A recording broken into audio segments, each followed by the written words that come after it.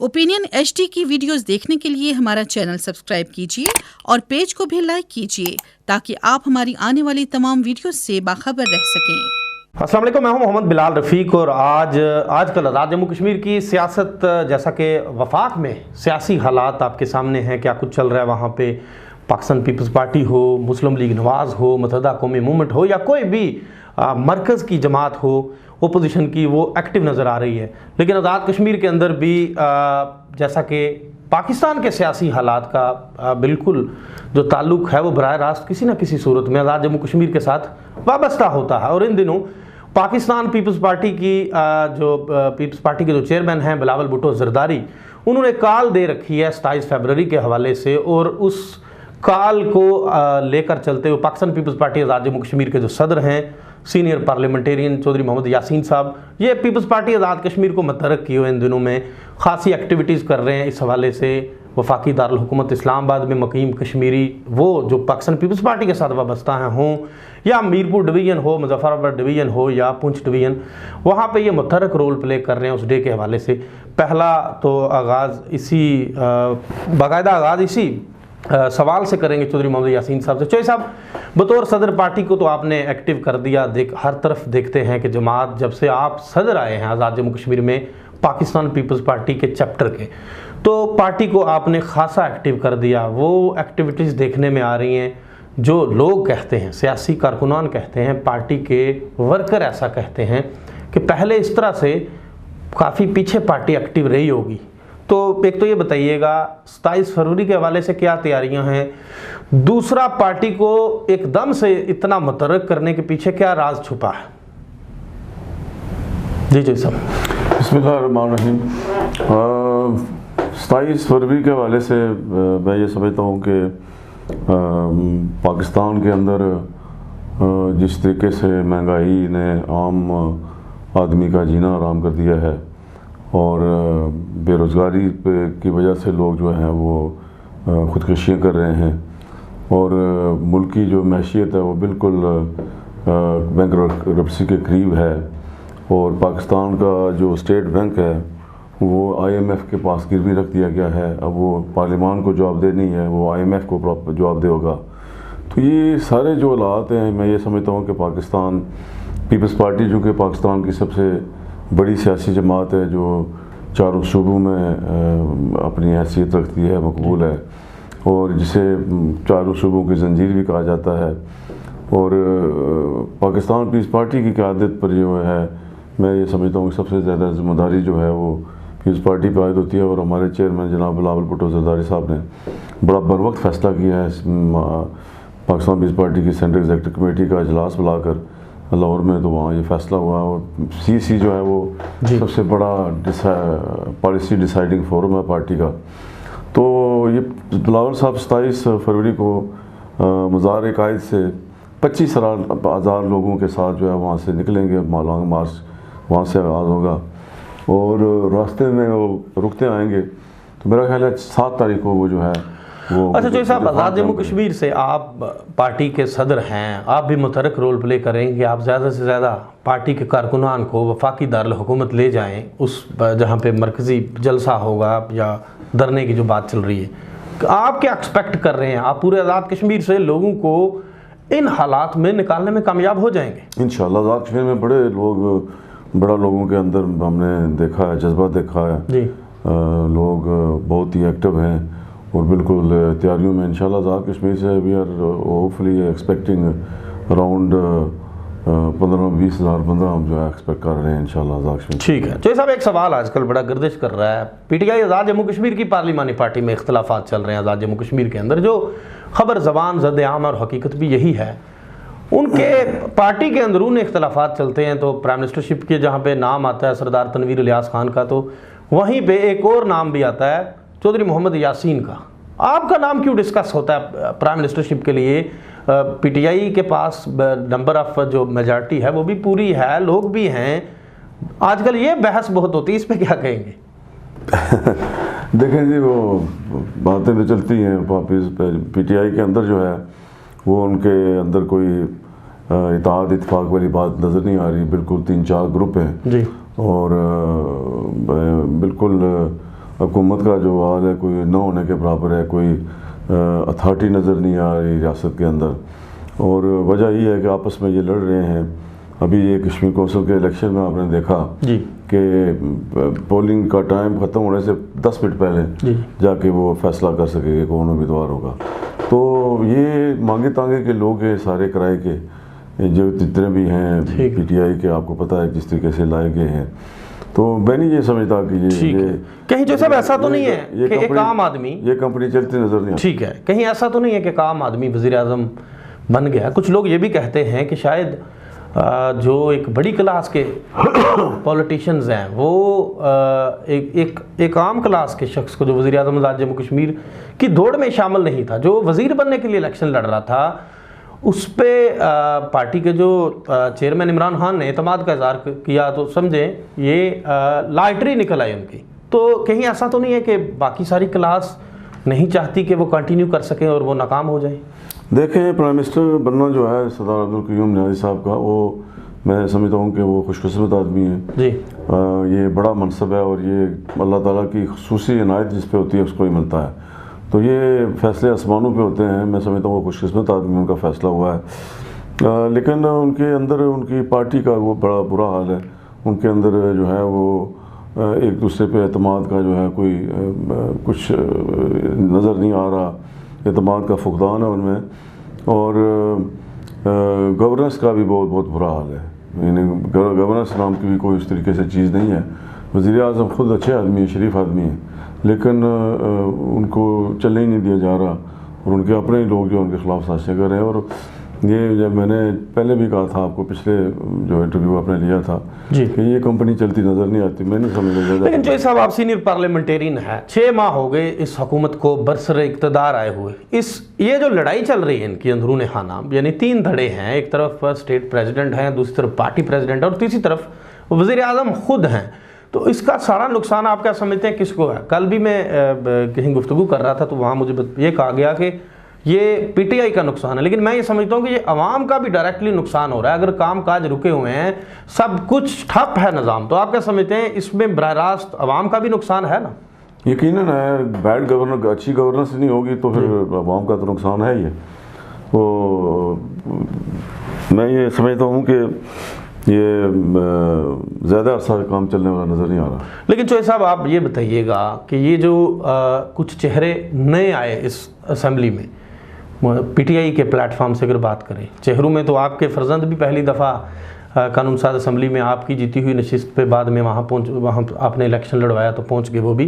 जो PTI के platform से कुछ ऐसे चेहरे जो सियासत में पहले कहीं उस तरह से एक्टिव नज़र नहीं आते थे, आप क्या समझते हैं अगर बिफोर द टाइम इलेक्शंस होते हैं तो ये लोग दोबारा पार्लियामान में पहुँचने में कामयाब हो जाएंगे? देखें जी, ये तो सारे पूरी तमाम तर जो हुकूमती मशीनरी है वो काम कर रही थी, तमाम तर रियासती वसाइल जो हैं वो वहाँ लगाए गए हैं और इस तरीके से लोगों की जो है वो ख़रीदा गया है। तो ये ज़्यादा अच्छा, इसमें से मैं नहीं समझता कोई ज़्यादा नए चेहरे हैं, ठीक है, और आई डोंट थिंक कोई ज़्यादा अर्सा वो।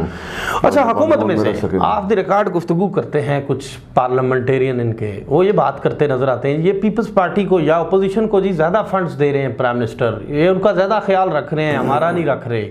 ये आवाज़ें उनके अंदर से, जो मेरे कानों में पड़ी हुई आवाज़ें मैं आप तक शेयर कर रहा हूँ, क्या ऐसा है? आपको ज़्यादा फंड्स दिए जा रहे हैं? देखें जी, ये हमारी जब हुकूमत थी 2011 से 16 तक जी, तो हम जितने फंड्स अपने MLAs को देते थे इतने अपोजिशन के MLAs को देते थे।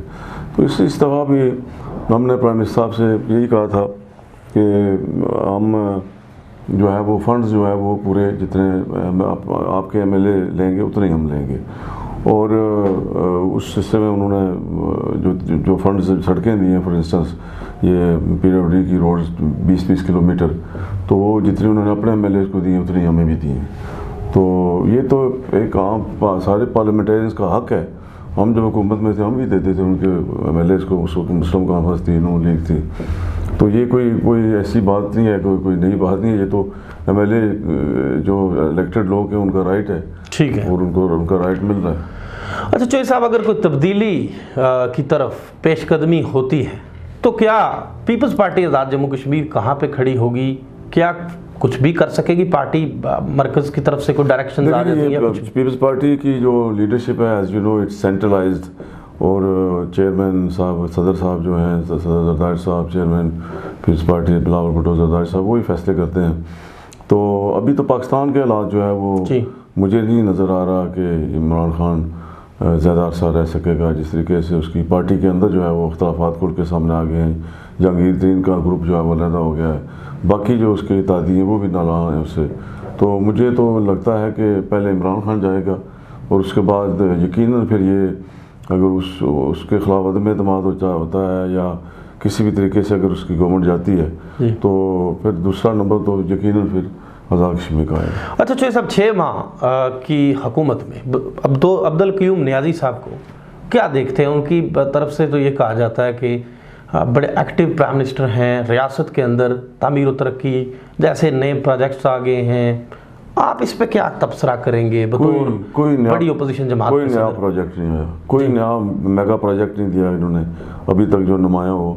और मैं ये समझता हूँ कि इनकी पूर गवर्नेंस की वजह से खदशा ये है कि चूँकि अभी 4 माह रह गए हैं सारे, ये फाइनेंशियल ईयर ख़त्म होने में 4 महीने रह गए हैं, और मुझे यकीन है कि ये जिस तरीके से इनकी जो स्पीड है इनकी काम करने की, उस तरह मैं ये समझता हूँ कि ये ज़्यादा पैसा जो है वो ज़्यादा फंड्स जो है लैप्स हो जाएंगे। अच्छा, ओपोजिशन का तो किरदार यही होता है चौधरी साहब, जहाँ पे हुकूमत दुनिया में जहाँ भी पार्लिमानी निज़ाम राइज है वहाँ पे ओपोजिशन का रोल बड़ा अहम और बुनियादी होता है कि हुकूमत जहाँ पे गलत हो या आवाम को फैसिलिटेट ना कर पा रही हो तो वहाँ पे ओपोजिशन खड़ी हो जाती है आवाम के हकूक़ का दिफा करने के लिए। तो क्या अगर ऐसा कुछ चल रहा है तो ओपोजिशन कहाँ खड़ी होगी?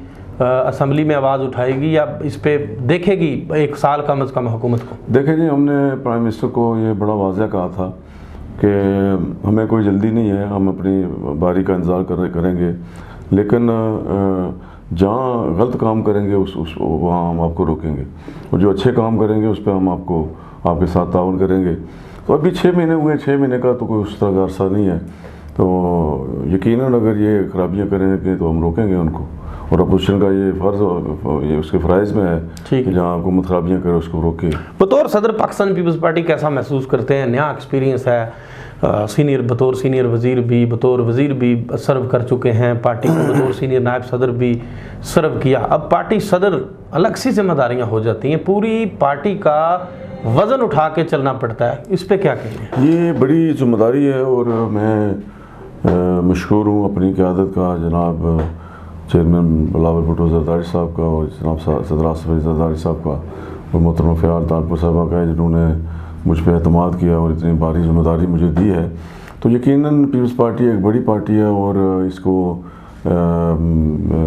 पूरे मुल्क के अंदर जो है इसको एक्टिवेट करना है।